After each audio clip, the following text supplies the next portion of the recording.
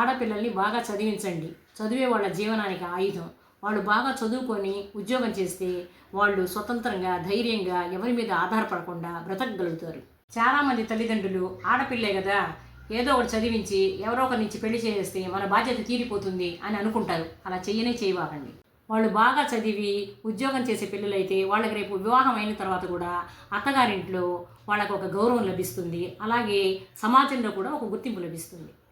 అంతేకాకుండా కొన్ని సందర్భాలలో భర్త సంపాదన చాలకపోయినా, ఇంకా కొన్ని పరిస్థితుల్లో భార్యాభర్తలు విడాకులు తీసుకున్నా, ఇంకొక విషయం ఏంటంటే భర్త ఉండి కూడా ఆ చెడు వ్యసనాల్లో ఉన్నా మనం ఈ చదువు ఉండడం వల్ల ఉద్యోగం చేసి మన కుటుంబాన్ని, మన పిల్లల్ని కాపాడుకోవచ్చు.